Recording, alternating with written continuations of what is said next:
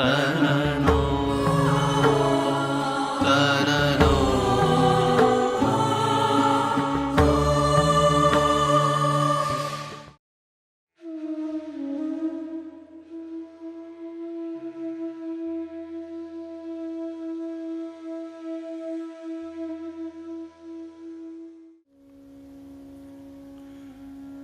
कि सुत जी द्वारा जो भागवत कथा हुई नैमिषारण्य में, वो परीक्षित के मोक्ष से पहले कि परीक्षित के मोक्ष के बाद?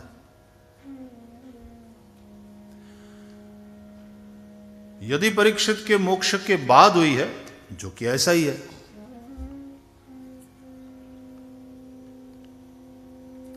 भगवान श्री कृष्ण के स्वधाम गमन के पश्चात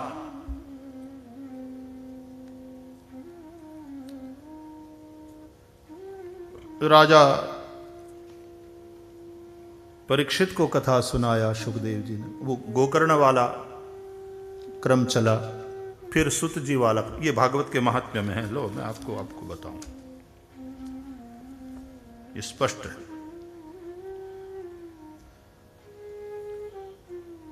आ कृष्ण निर्गमात् 30 वर्षाधिक गते कलौ नवमीतो नवस्ये च कथारंभम शुको करोत्। भगवान श्री कृष्ण के स्वधाम गमन के बाद कलयुग के 30 वर्ष जब बीत गए, 30 वर्ष से थोड़ा अधिक समय जब बीत गया, तब सुखदेव जी ने राजा परीक्षित को कथा सुनाया। वो भाद्र शुक्ल नवमी से प्रारंभ हुई थी। इसलिए आज भी आप भाद्र शुक्ल पक्ष को देखें तो नवमी से लेकर पूर्णिमा पर्यंत वो भागवत सप्ताह के दिन बताए जाते। पंचांग में भी भादव शुक्ल नवमी से कथारंभ हुआ और पूर्णिमा पर्यंत 7 दिन तक कथा रही। राजा परीक्षित के कथा सुनने के बाद कलयुग के 200 वर्ष बीत गए। तब गोकर्ण जी ने कथा सुनाई। वो आषाढ़ मास में, वो भी आषाढ़ शुक्ला नवमी के दिन शुरू हुई और उसके बाद 30 वर्ष और बीत गए। तब कार्तिक शुक्ला नवमी से सनकादि ने कथा आरंभ की और इस प्रकार की कथा का क्रम चला। और ये सब सुत जी कह रहे हैं नैमिषारण्य में, महात्म्य में भी शौनकादिकों को। तो फिर उसके बाद वो कथा है, ठीक है, तो बाद में ही, ये तो पक्का है। अच्छा, मजे की बात यह है कि सब यहां जो उल्लेख है नवमी से ही शुरू होती है कथा।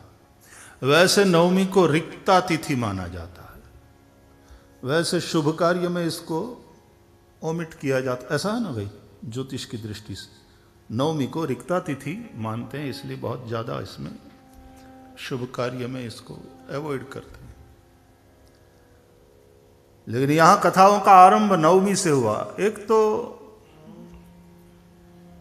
कई बार कथाओं में हमने चर्चा करी है कि 9 का अंक सगुण ब्रह्म का अंक है, 0 निर्गुण ब्रह्म। पूर्णमद पूर्णमिदं पूर्णात् पूर्णमुदच्यते पूर्णस्य पूर्णमादाय पूर्णमेवावशिष्यते। 0 + 0 = 0, 0 - 0 = 0, 0 multiplied by any figure or 0 या infinite, 0 divided by 0 or 0 divided by any figure। पूर्ण ही रहता है और पूर्ण के साथ जिसका भी गुणाकार हुआ या भागाकार हुआ वो भी पूर्ण ही हो जाता है। गुणाकार भक्तों का होता है, वेदांतियों का होता है। भागाकार होता है उसका जो वैर भाव से बचते हैं, लेकिन वो भी अंत में भगवान को वैर भाव से बच करके भी भगवान को ही प्राप्त होते हैं। और 9 तो अपने आप में एक तो कितने भी आंकड़ों की श्रेष्ठ संख्या 9 से ही बनती है। एक आंकड़े की श्रेष्ठ संख्या 9 है, 2 आंकड़े की श्रेष्ठ संख्या 99 है, 3 आंकड़े की श्रेष्ठ संख्या 999 इत्यादि।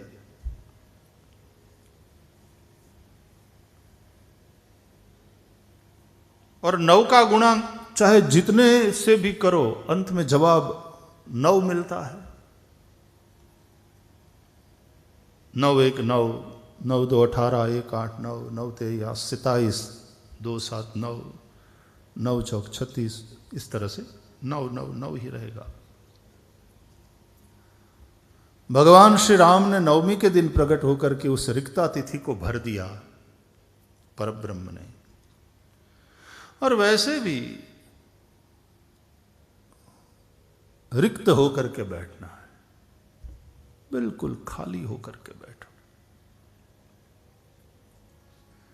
अंदर जितना भी भरा है मन में, हृदय में, वो सब निकाल करके बिल्कुल खाली होकर के बैठो। तो प्रायः नवमी के दिन कथा आरंभ है। और पहले तो रोमहर्षण स्तुत कथा सुना रहे थे, उसके बाद फिर उग्रश्रवा ने, रोमहर्षण के पुत्र ने कथा सुनाया है। तो व्यास एक परंपरा है, सुत एक परंपरा है। और दूसरी बात यह है कि केवल भागवत ही थोड़ा हुआ की कथा थोड़ी हुई है वहां, तो दीर्घ सत्र था ना, 1000 वर्ष का सत्र था, कई कथाएं चलती रही। उसमें से फिर भागवत 1000 वर्ष थोड़ू चाले। 1 वर्ष सुधीनो क्रम तो આપણે જોયો।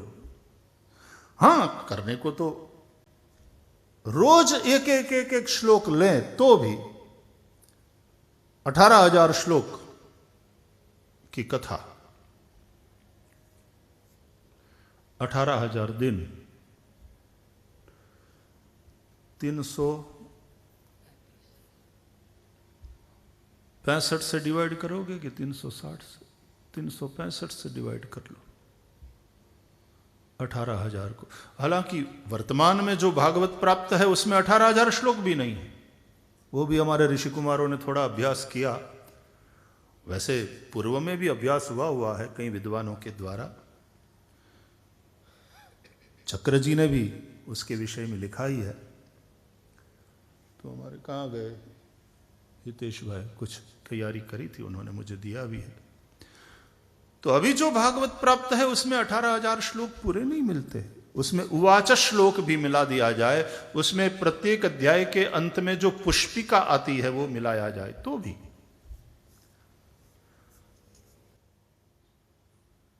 लेकिन टोटल कितने अक्षर है उसकी गिनती करके और अनुष्टुप छंद के हिसाब से, फिर से सुनो, अनुष्टुप छंद के हिसाब से, यानी 32 अक्षर का अनुष्टुप छंद होता है। खैर ये विद्वानों का सब विषय है, लेकिन इतना कह दूं कि अनुष्टुप छंद के हिसाब से 32 अक्षर का एक श्लोक है। तो टोटल जितने अक्षर है उसको फिर 32 से डिवाइड कर दिया तो 18,000 का आंकड़ा बैठ जाता। इस तरह से 18,000 श्लोक, ऐसा भी अभिप्राय है। बाकी अनेक छंदों में श्लोक है और पंचम स्कंद में और अन्यत्र भी थोड़ा गद्य भी है, गद्य में लिखा हुआ है भागवत। इसलिए टोटल अक्षरों की गिनती और फिर अनुष्टुप छंद के हिसाब से जब उसका भाग कर दिया जाता है, डिवाइड कर दिया जाता है, तो 18,000 श्लोक का इस तरह से भी विद्वानों ने, पंडितों ने अंक बिठाया है। तो चलो उस हिसाब से भी सही। 18,000 डिवाइडेड बाई 365 तो कितना होता है?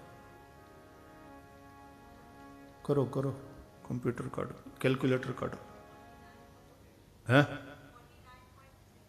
49.3। तो इतने साल ही कथा चली, फिर 1000 वर्ष का यज्ञ है। तो ऐसा तो नहीं है कि एक एक श्लोक की व्याख्या करी गई हो, या लेकिन 1000 वर्ष तक यज्ञ चला, और 1000 वर्ष तक यज्ञ के अंग के रूप में जब सत्संग चलता रहा, तो अनेकानेक पुराणों की कथा, अन्य और चर्चाएं भी हुई है।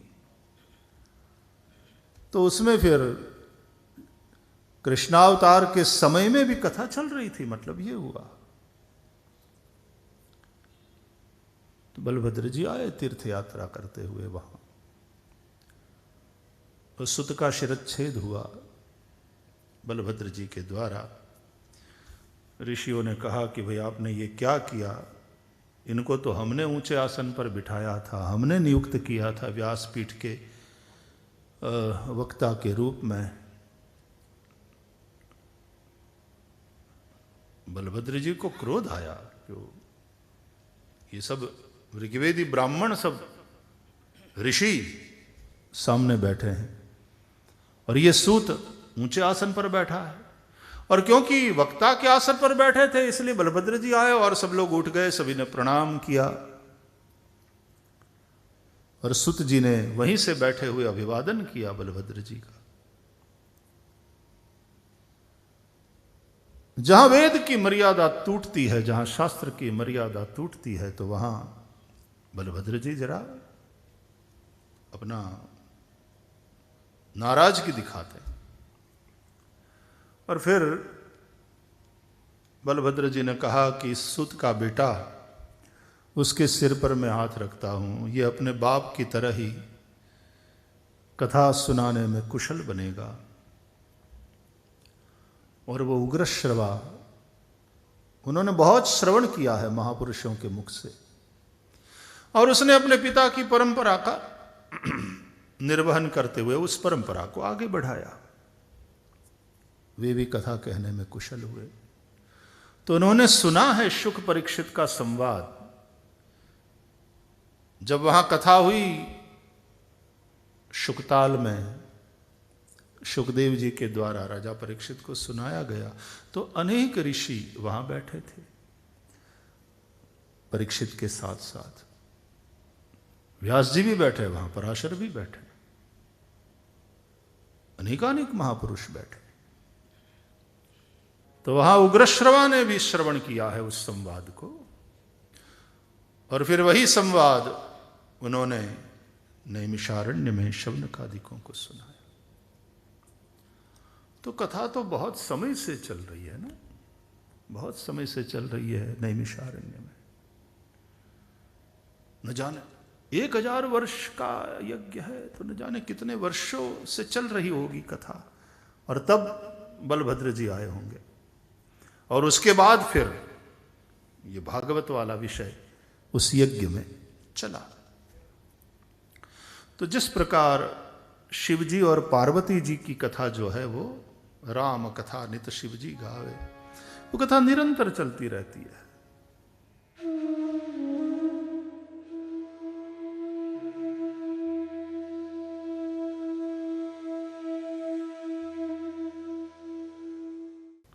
एक कथा तो ऐसी है कि सुखदेव जी भी वहां बैठे ही थे, और जब राजा परीक्षित ने 2 प्रश्न पूछ लिए, और राजा परीक्षित के प्रश्न के उत्तर में कोई राजा का गुरु बनने के लिए तैयार नहीं हुआ, क्योंकि वैसे भी इसके पास 7 ही दिन शेष बचे, और ऐसे में उसकी नैया को पार लगाना है। तो बोले उस वक्त वहां बैठे हुए थे, उसमें से सुखदेव जी वहां प्रकट हो गए। कहा लो भाई हूं आओ।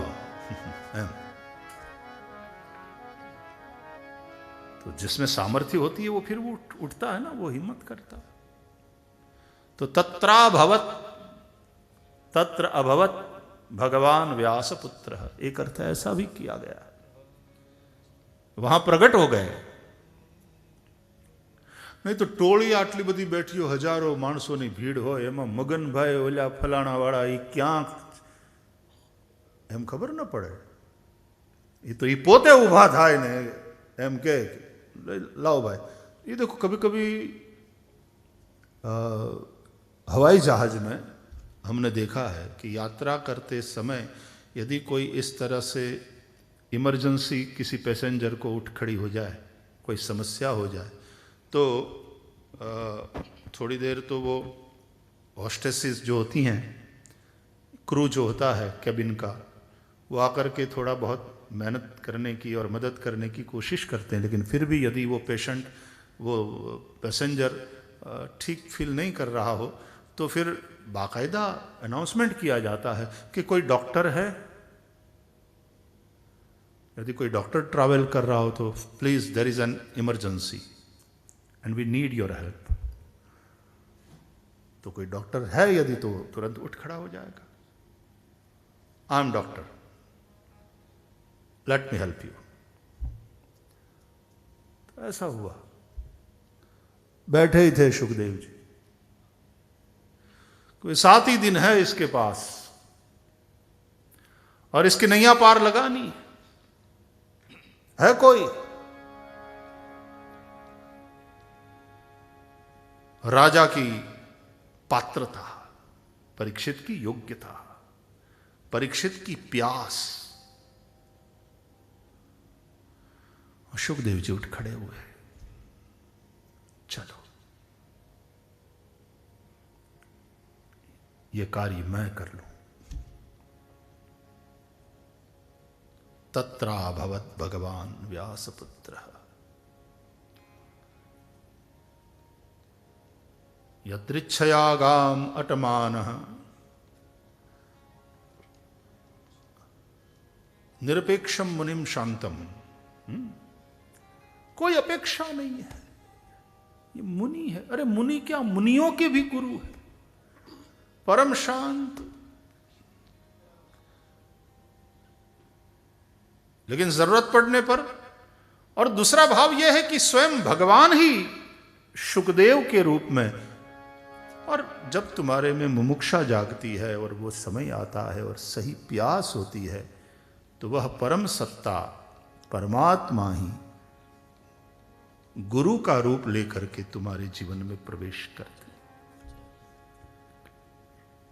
इसलिए गुरु साक्षात परब्रह्म. तन